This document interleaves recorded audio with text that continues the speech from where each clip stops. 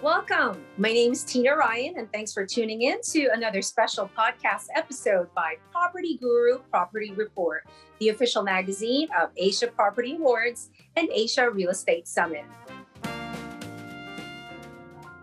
Years back, climate change was a movie genre in the form of cli-fi, aka climate fiction, and sustainability was a mere buzzword to help businesses sell. Now, we are faced with unpredictable weather conditions, overpopulation in urban areas, and so on. Yet, companies, particularly in real estate, are now working together to minimize its carbon footprint. Today, we check up on the current state of the industry when it comes to sustainability. To give us more insight, we are joined by the award's official supervisor, HLB, and our official ESG partner, Baan Foundation. Hi, Vijay and James, and thanks a lot for joining us today. Before we dive in, can you please introduce yourselves and give us a brief insight into each of your companies? Let's begin with James. Thank you, Tina, and hi to everyone who's joining us today.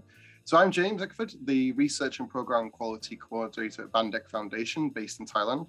I've been with the foundation for 2 years and have spent the last 5 years in Thailand in the field of migrant rights. So Baan Foundation has been working on the ground in construction worker communities in Chiang Mai in northern Thailand for the last decade. And over that time, we've built a very good, solid, deep understanding and expertise of the social reality of migrant workers and their families who live in temporary employer-provided housing in the construction sector. So these communities are hidden, literally and metaphorically. Throughout Thailand, they live enclosed behind 4-meter steel walls, out of sight and out of mind. They lack access to basic services and often legal status, leaving them very vulnerable to rights violations. The children are even more invisible, as they often lack birth registration, visa status, access to school, or healthcare. This year, Baan Foundation launched the Building Social Impact Initiative to collaborate with the Thai construction and real estate sector to build their awareness and the capacity to assess and mitigate human rights risks in their supply chains. Thank you, James. Vijay? Thank you, Tina, and thanks everybody for joining us today. I'm LNarasimhan, HLB's Global Sustainability Advisory Services Leader and the Director of HLB Sustainability based in UK. I have over 29 years of corporate and entrepreneurial experience. HLB is a global network of independent advisory and accounting firms. HLB has over 38,500 professionals across 157 countries, combining local expertise and global capabilities in helping clients grow across borders. Our members are locally established with deep roots in their communities, yet are closely connected with professionals from across the world. HLB's sustainability professionals specialize in developing and embedding sustainability strategy for businesses to gain competitive advantage through compliance, business optimization, business growth, and managed business risk. Thank you, Vijay. Now, both of our participants' companies play a crucial role in the Property Guru Asia Property Awards series of events. Our official ESG partner, Baan Foundation, for instance, joined the independent judging panel as a consultant for the ESG accolade. So we wonder, during the process, what is it that you seek in a development to ensure that they live by the standards, James? So the most important aspect for us when we're going through the submissions is that they've demonstrated a good understanding of the 3 areas of ESG. So what this basically means is that they can present, first and foremost, a sustainability framework where they've conducted a materiality mapping of ESG topics relevant to their business. That they've then benchmarked these against international and national standards. They've engaged relevant stakeholders, and they've also put in place mitigation measures for any risks they've identified. They've set KPIs, and they can show how they've performed, and preferably with some kind of third-party assurance. But with the amount of discussion, expertise, and certification on the environmental and the governance side, I'd say most companies in the sector should have a solid understanding of these areas by now. And this is also what I see when I go through these reports. As I just said about identifying the topics and showing different frameworks, they're very capable of doing this. But what they do find tricky still is the social side. So in the past 2 years, I've read dozens and dozens of sustainability reports and submissions from developers all over the region. I would say maybe only 2 to 3 or perhaps even 4 have actually considered human rights risks in the value chain. Most restrict the social side to direct office-based employees, homeowners, tenants, or the local community. I've never seen anyone mention, communities who may have been displaced in the land acquisition process, for example. It's usually about communities who surround the actual building and those who are nearby the construction site, and not, the actual workers who build the buildings, for example. So for the social side, they need to be able to demonstrate. What they need to understand is that they know that it's not about just simply doing good. It's not about typical CSR activities that are not relevant to their business. So, for example, where a company will say, we've made some donations to a local school nearby, which has no real connection towards their business. Okay, but they need to take instead a rights-based approach, and they can use frameworks such as the UN Guiding Principles on Business and Human Rights, which has been in place since 2011, and there's dozens and dozens of tools out there on how to actually use that in practice. So you need to identify those kind of frameworks and then benchmark against them.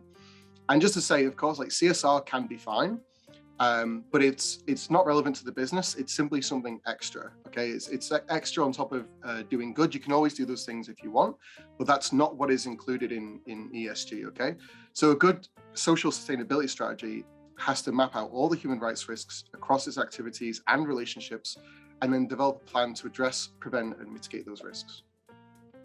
Thank you, James. For Vijay, apart from ensuring that the entire judging process goes unbiased, Official Supervisor HLB shares the same vision as the program in rewarding developers that commit to sustainability. So why is it crucial that we continue to reward developments that promote this agenda? Thank you, Tina. And I think James was absolutely right in also focusing on human rights. For me, sustainability is the practice of preserving and replacing natural resources so we don't damage the planet, at the same time respect life on Earth.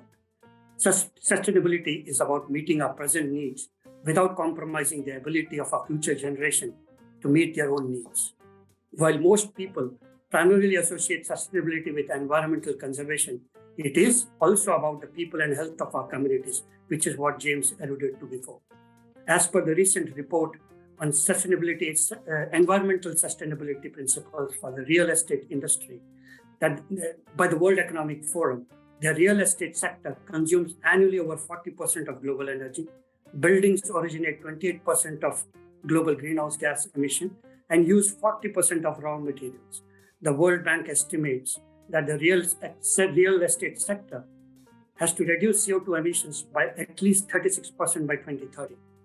The goal of sustainable real estate development is to reduce waste and the industry's impact on the environment in a humane way by utilizing sustainable development practices, employing energy efficiency measures, and taking advantage of green technology with no harm to people. Life cycle assessments and resulting life cycle cost considerations are becoming increasingly important, ensuring the focus is on long-term benefits of sustainable real estate. There is benefits to sustainable construction, but transitioning isn't an overnight process. The general consensus is that sustainable construction comes at a premium and the cost is higher than what the demand actually is. Despite that pushback, however, more owners and developers, both public and private, are turning into greener and more sustainable form of construction. It's good to see that. Hence, it's important to recognize and reward such companies who take the risk and do innovations to give a better and healthy life to our community and people without harming the environment. Now, gentlemen, in your respective opinions, how is the region doing when it comes to achieving the sustainable development goals set by the United Nations? Well, not so good. If you look at the UN Economic and Social Commission for Asia Pacific's recent report on SDG progress, so it actually shows not just about 2030, but going into the future. And according to that report, there's barely a 12% chance that the region will accomplish the goals even by 2065. Of course, COVID has been a big part of setting this back, but even then the progress was not so on track. And then even just for Thailand, I think only 2 targets are on track. Number 1 and number 9 is no poverty, industry, innovation, and infrastructure. And I think, this is obviously the most, authoritative picture you can have, because this is the UN's mandate. And at no other point in time have they had this much, data on the SDGs. And I think, this shows that while they are very well integrated in discourse, they have a long way to go to make sure there's actual concrete action. And I think, climate has the greatest sense of urgency and action, which is great, but it's also moving far too slowly. I think we've seen a report recently that said there's virtually no way we can reach, the goal of 1.5. But also the overwhelming attention you have on one goal also runs the risk of abandoning others. As I've said before in the sustainability reports, there is tremendous focus and data on the environmental side, but not so much on the social side. And yet inequality remains the greatest challenge to achieving sustainable development. The pandemic, geopolitical crisis, and surges in extreme weather that you mentioned before have only made us more vulnerable, and then especially more so for those who are struggling in low-income communities. Vijay, please add if you may. Yeah, I can add to some of the stuff. And listening to the COP27 output from last week in Egypt, we have to walk the talk globally. And so I would say harmony, diplomacy, and international cooperation are fundamental conditions for the world to progress on the SDGs towards 2030 and beyond. We know that pandemic, rising energy prices, inflation, and cost of living, coupled with the military conflicts, are humanitarian tragedies. These multiple and simultaneous crises have diverted the policy attention and priorities away from the medium and long goals, such as the SDGs and the Paris Climate Agreement, which was one of the focus of the COP27 in Egypt last week. As per the test report for 2022, progress towards the SDGs in the Asia-Pacific region has slowed down, as James rightly alluded to. But it has also been given, we can give some respite that it is because of the COVID-19 pandemic and climate change have worsened the development challenges. But the region is not on track to achieve any of the 17 SDGs. The regression on Goal 12, which is responsible consumption and production, and Goal 13, which is on climate action, has occurred even as the climate crisis has become more acute. There has been some progress in Goals 4, 5, 6, 8, 11, and 14 throughout the region, but very slow or even stagnant. So at the current rate of change, none of the 17 SDGs will be achieved in all 5 sub-regions, and only East and Northeast Asia is on track towards Goal 1, which is on no poverty, and Goal 9 for industry, innovation, and infrastructure.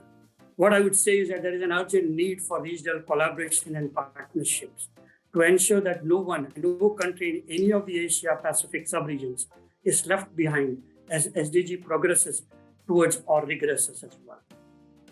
The sustainable development goals cannot be achieved without protecting the most vulnerable, as James rightly alluded in his before questions as well, many of whom have been particularly affected by the pandemic.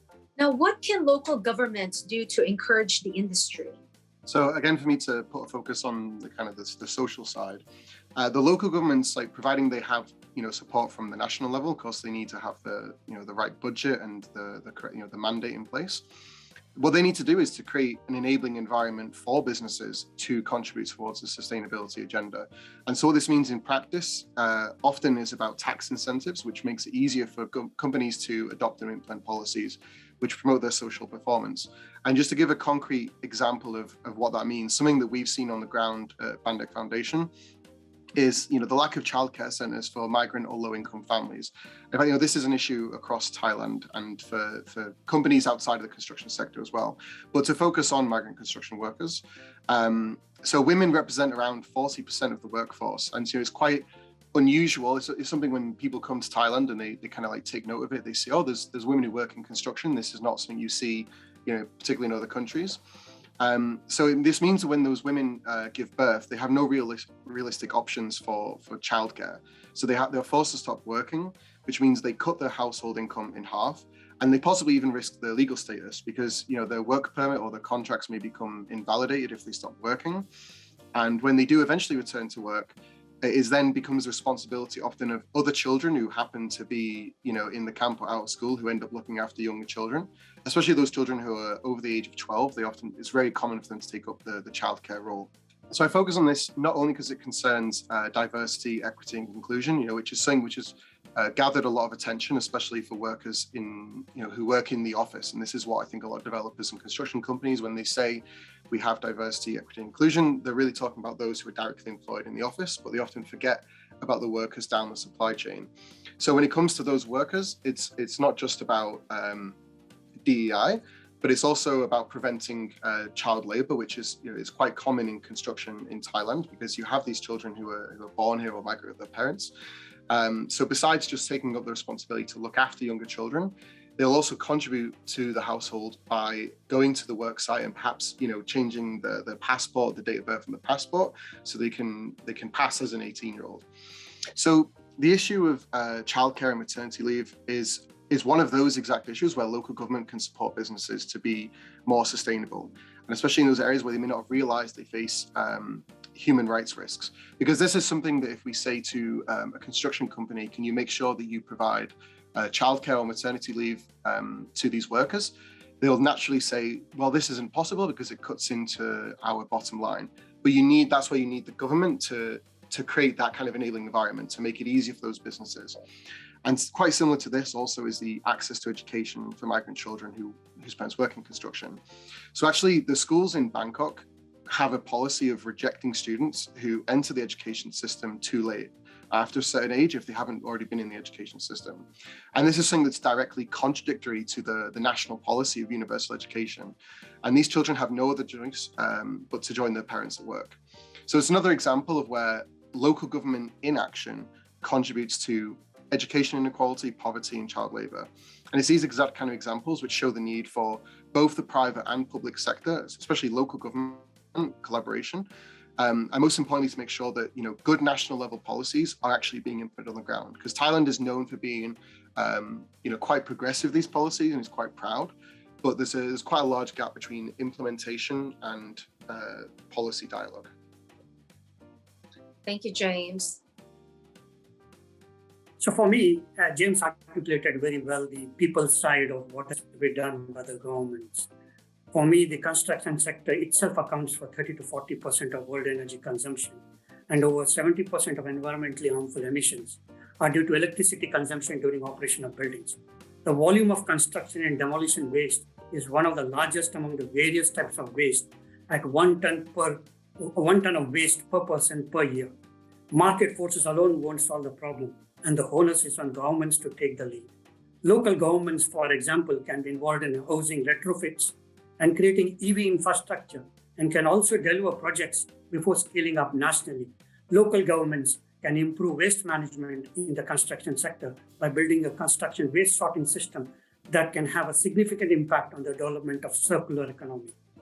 By setting strict green criteria for public construction business contracts, local governments can improve their own carbon footprint using greener products and services while encouraging and giving support to SMEs in this sector by way of grants and skill development on sustainable practices.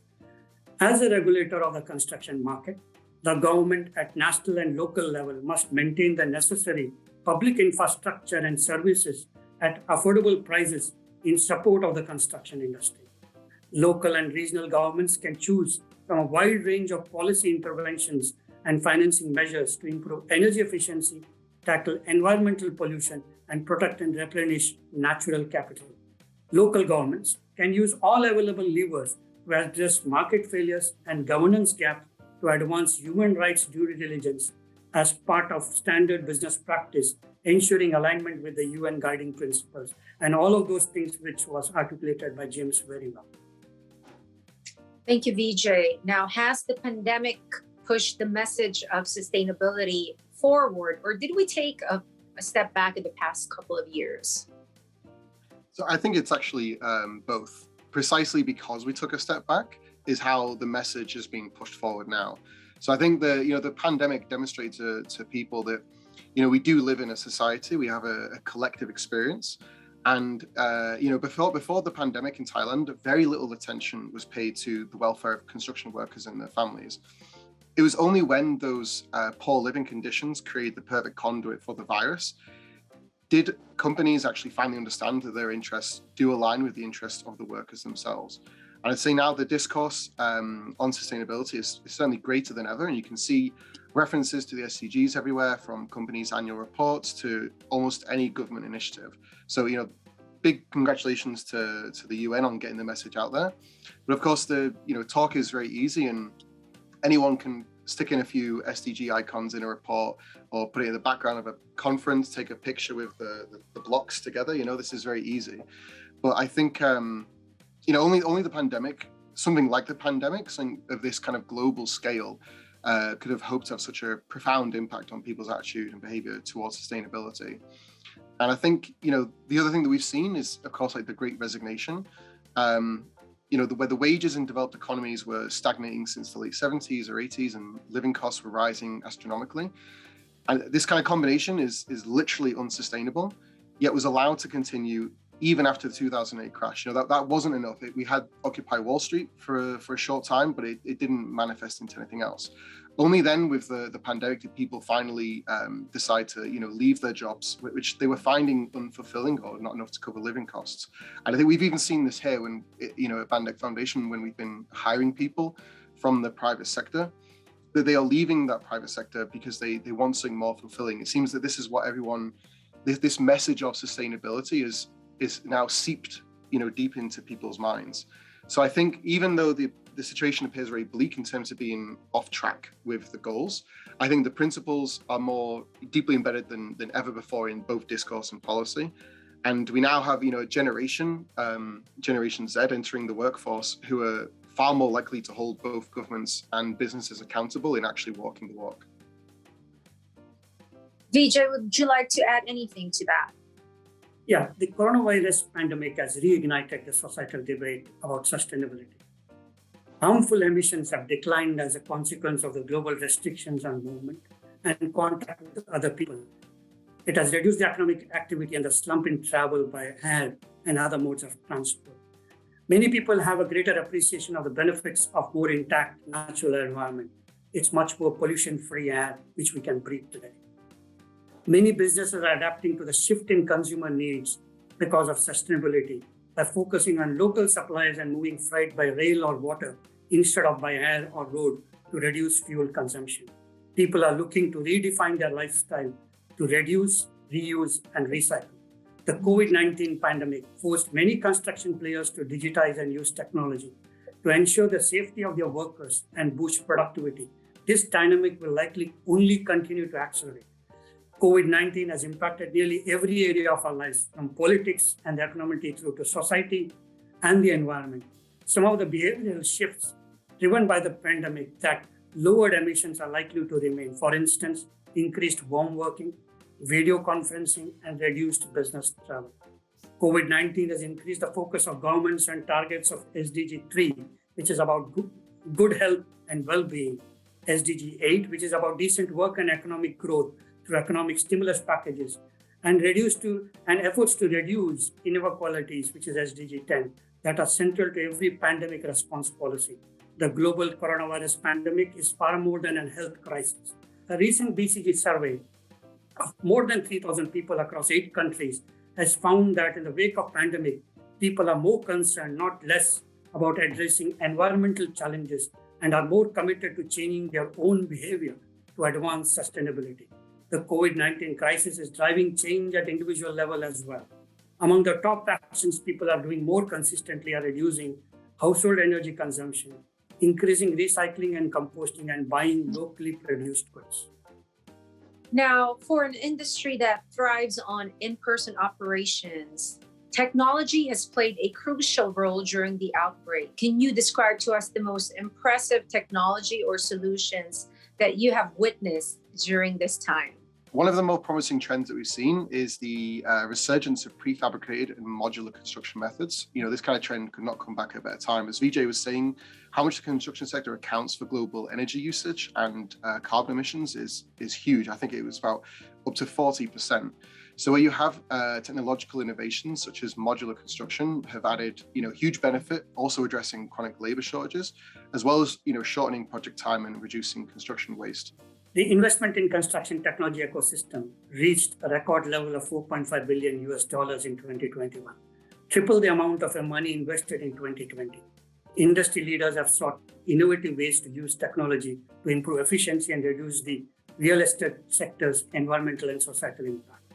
Some of the ways technology is helping construction industry build safer and more sustainable real estate are through use of robotics and drones, innovative building materials, AI and machine learning, and 3D printing.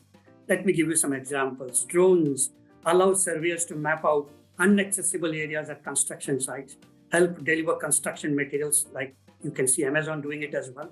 reducing the amount of vehicle traffic at construction site. Robots are used for repetitive tasks like masonry and bricklaying and interior designing. Next generation robotics companies are building robots to automatically print out precise models on the project floor. Innovative solutions like recycled concrete to reduce cost, heat reflective paints, smart glass windows that can adjust their transparency significantly, optimizing a building's heating and cooling capacity are being found. Connected construction through AI and machine learning equates to integrated and connected data, workflows, and technology.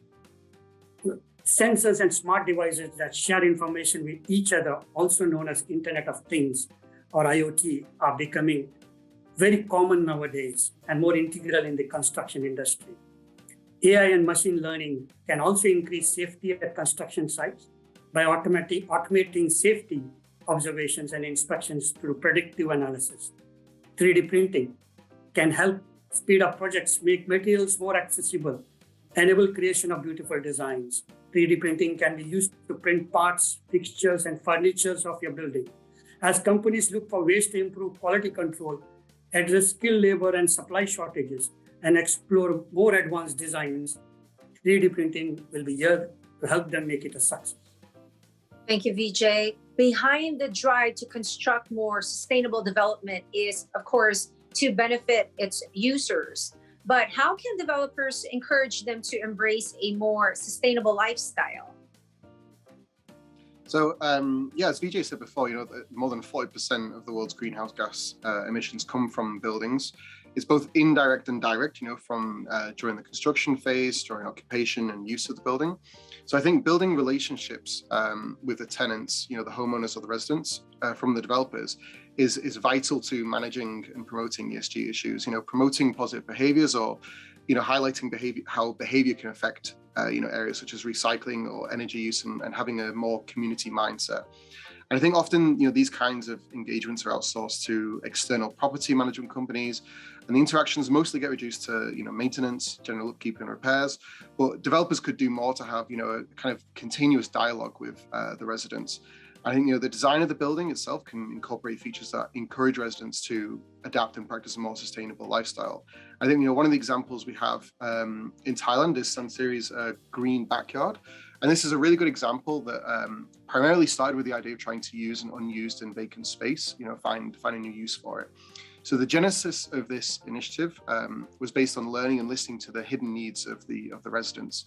And this green backyard mission is, it's beyond planting edible vegetable gardens, but it's also about creating a shared communal space and cultivating a kind of, community living and enabling people to fulfill their need for connections, interactions, and socialization, which is something, I think can be desperately missing when you live in these kind of big, fancy condo projects.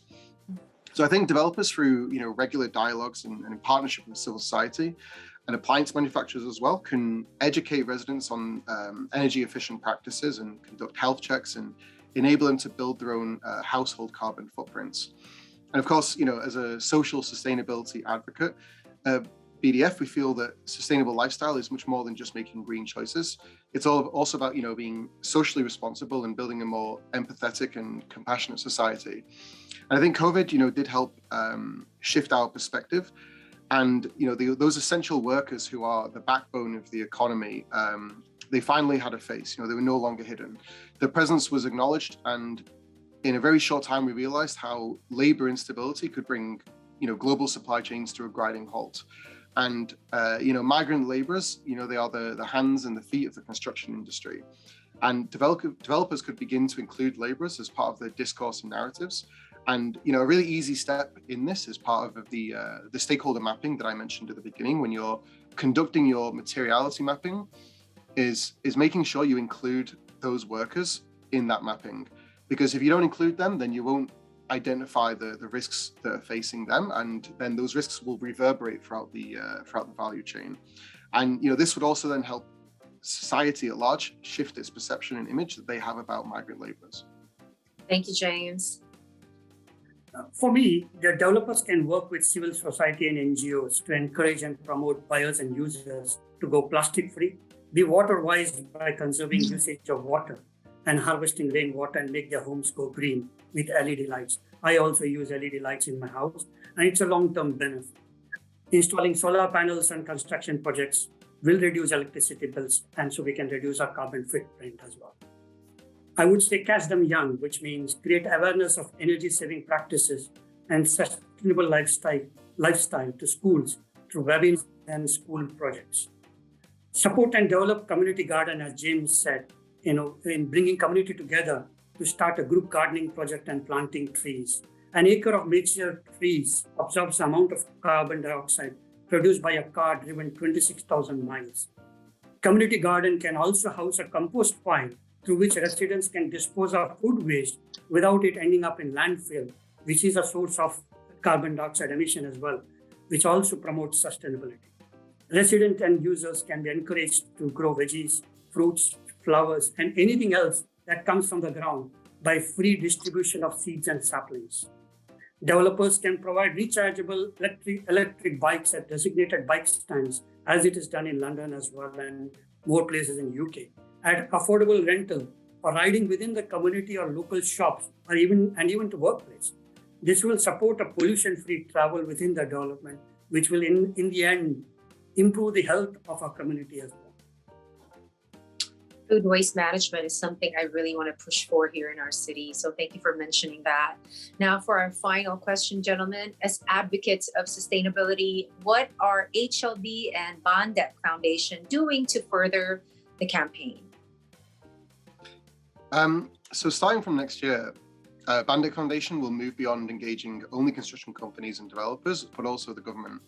So this advocacy will be focused on pushing government agencies and departments to create an enabling environment, as I mentioned before, about local government action for a more responsible and sustainable construction and real estate sector in Thailand.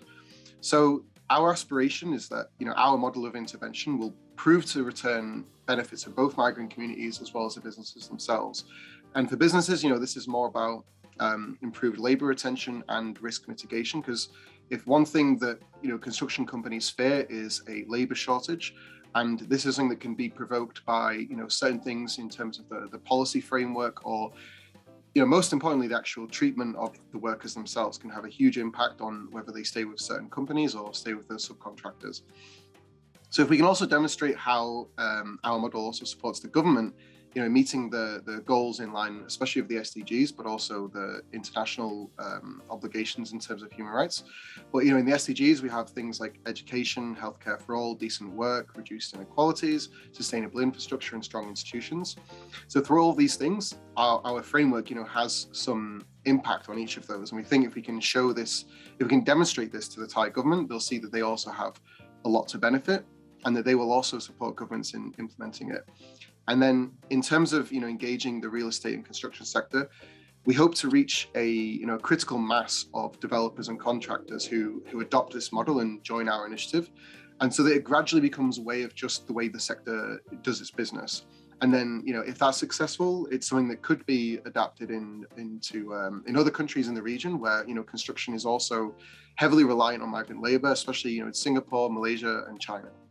Thank you, James. Vijay, parting words, please. As one of the biggest consumers of natural resources, the construction industry has a big part to play in sustainable development. Sustainable development isn't just dependent on the environment. There are other factors which contribute to a construction project being sustainable. Economic factors and social factors all contribute to create a harmonious triple bottom line. This harmonious bottom line is difficult to achieve, but it is achievable. The environmental pillar relates to two things: the ecological impact of the materials used in the construction process and the impact of the surrounding habitat on the surrounding habitat. There's more pressure on developers to build ethical. The economic pillar is what makes developers come on board with sustainable projects. In future, buildings that aren't sustainable may not be profitable and be attractive to investors. HLB can help companies in achieving their goals of meeting the triple bottom line. What gets measured gets done. So HLB can help developers aiming to meet the criteria for the three pillars of sustainability by measuring long-term costs and value to achieve sustainable construction. This can be done by conducting a life cycle analysis, which is analyzing the material and the energy inputs from production to the final disposal. Looking at the whole life costing by considering all the economic, social, and environmental costs of the project from design to disposal, and of course, carbon footprinting by baselining carbon emissions and creating target to reduce harmful emissions. And I'm sure HLB can continue to support the PropertyGuru Asia Property Awards for excellence in sustainability in real estate. Together, we can make it happen.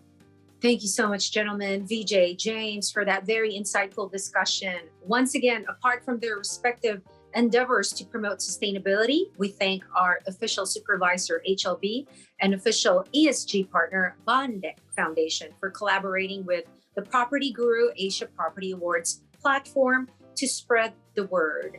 For more information about their services, visit hlb.global and baandekfoundation.org. That's BAANDEK Foundation.org.